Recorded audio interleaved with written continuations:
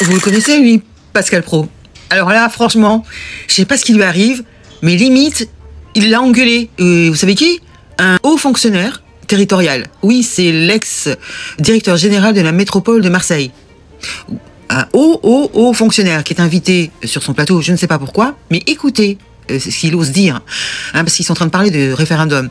Et on lui dit, mais enfin, les Français n'ont plus confiance aux politiciens, puisque le dernier référendum qui date de 2005, on leur a mis un enfant dans le dos. Qu'est-ce qu'il ose dire, ce haut fonctionnaire, pour vous dire à quel point ils sont à côté de la plaque? Il dit, mais je ne crois pas que les Français se soient roulés par terre suite au fait qu'on soit rentré dans l'Union européenne. Pardon? Comment ça? Si, on est bien au courant et on a été trahis.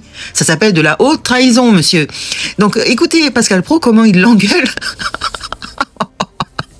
L'autre, il sait plus quoi dire, il sait plus quoi... Non, mais il continue, hein, dans son objectif. Non, les Français... Bon, écoutez la vidéo, vous me direz après ce que vous en pensez. C'est assez curieux, quand même. Il y a des mais quand vous avez un référendum en 2005 qui dit non à l'Europe et à l'Union européenne et que derrière on marche dessus, oui, on ne respecte pas la voix du peuple, est-ce que vous ne comprenez pas que les gens deviennent populistes? Je ne crois pas qu'il y ait beaucoup de gens qui se soient insurgés, roulés par terre à cause de ça. Ah bon?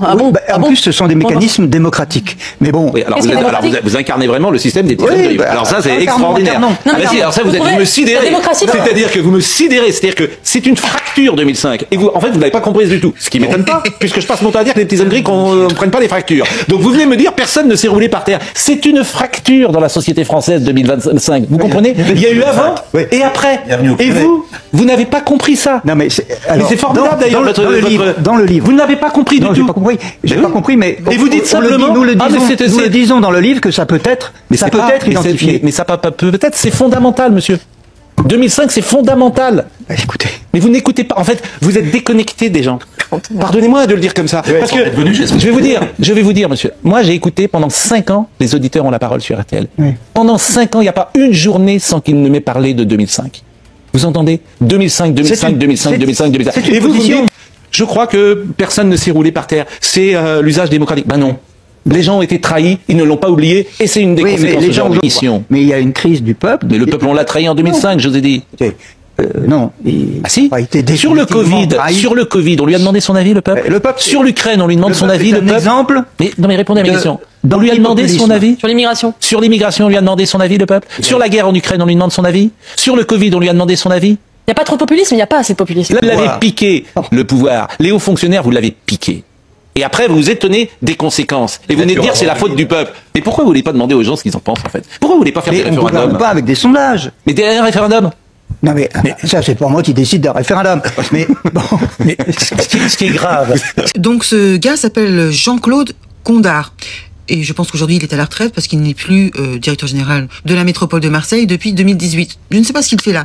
Mais c'est pour vous dire à quel point on vit dans un monde magique. Hein. Ces gens ont fait toute leur carrière dans le service public. Hein. Ils n'ont rien fait d'autre. Autant vous dire que, pour moi, j'appelle pas ça un travail. Hein.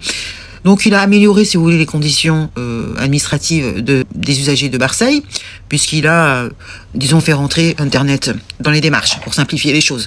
Mais à part ça, il y a beaucoup de blabla pour rien du tout. Donc voilà. Et cette personne ose dire que bon, les gens se sont pas roulés par terre. Ah non, ils sont pas roulés par terre. Non. Si, les gens sont très en colère et surtout se sentent trahis et n'ont plus rien à voir. Enfin, depuis les gens ne votent plus. Hein. Ça sert à quoi? Visiblement, puisque quand on dit non, eh bien Sarkozy, lui, il te dit si, de force. Bon, écoutez, dites-moi dans les commentaires ce que vous en pensez.